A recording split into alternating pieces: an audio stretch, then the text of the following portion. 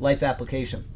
The Bible conveys to us the importance of not relying on others, but self-sufficiency. We are in the projects every single Saturday.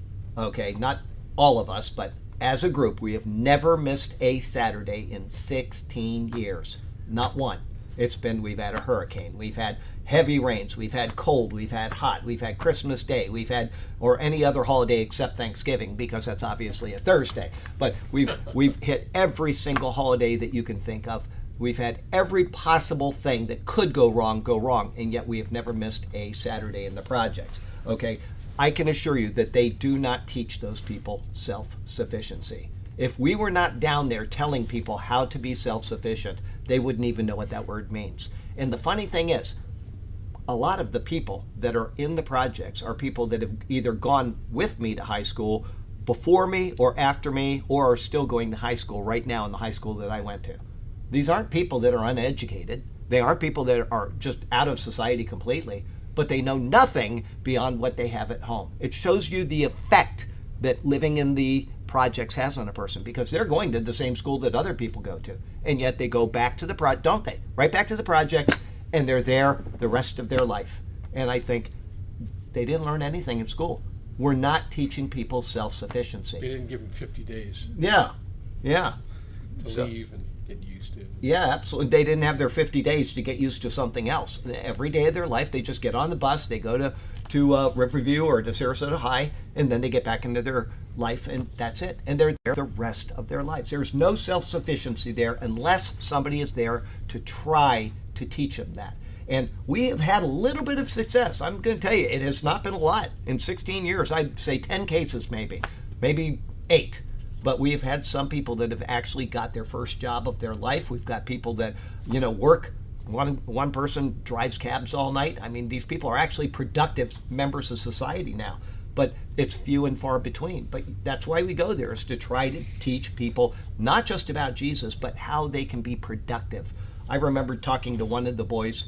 They moved out. I think they just moved to other projects, but I won't say his name. But nice young boy, he and his brother. And I said to him one time, I said, do you want to be sitting here when you're 55 years old on this same porch and doing nothing all day? Is that what you want? And he said, no, I don't think I want that.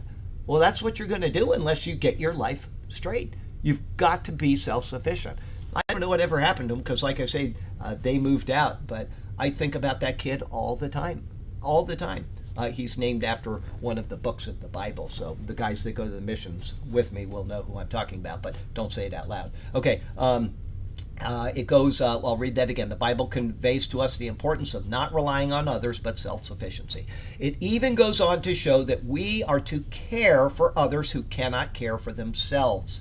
However, it never teaches that loafers should be cared for so that they can continue to loaf.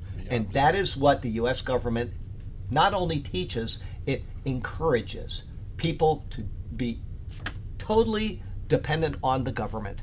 And this is a real problem. And this is just one little project out of every major city in all of America has oodles of people like this. And sometimes they have tens of thousands. I mean, our projects are not that big. But imagine the amount of human productivity that is wasted because the government gets involved instead of teaching the biblical way. That's the same thing with the prison systems. What happens when they have a prison ministry? The rate of recidivism goes down to almost nothing. The people that hear the gospel, that are told how to live a right life of self-sufficiency, leave and they never go back to prison again.